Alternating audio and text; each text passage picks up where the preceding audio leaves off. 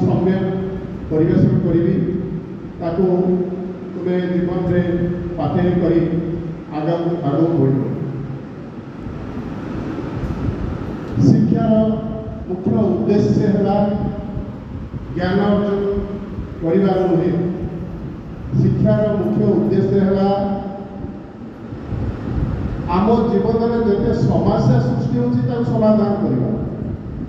एवं आम आगे जो आह्वान सब सृष्टि होती समाधान कर। ज्ञान तो एमती पाठ बही पढ़े ज्ञान अर्जन हो किंतु ज्ञानटा को सुचारू रूपे संपादन करना और सुचारू रूपे परिचालन करना और सुचारू रूपे जीवन में प्रयोग करना सब बड़ा आम बहुत किसी करवा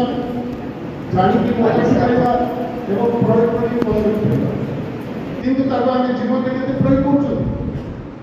अनुध्यान करवा उचित। आमर चारोटी जीवन में अभाव रही आगामी दिन मानक भी युद्ध हो पारे एवं आगामी दिन में लोक मैंने उपवास कर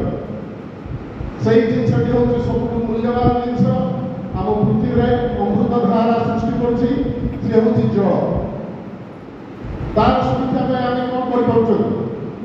आम जीवन में जलर प्रभाव एत बेसी जे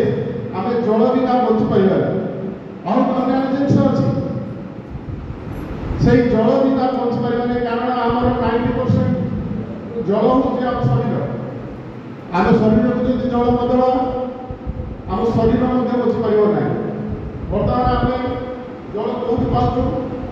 ना मुख्यतः अंडरग्राउंड वाटर माटी तलू जो पानी या पानी को अत्यधिक व्यवहार कर नदी में पानी बहुत व्यवहार कर जलाशय पानी व्यवहार कर पानी आगामी दिन में केमती बढ़ एवं सुचारू रूपे उपयोग कर व्यवहार आम प्रस्तुत रहा दरकार।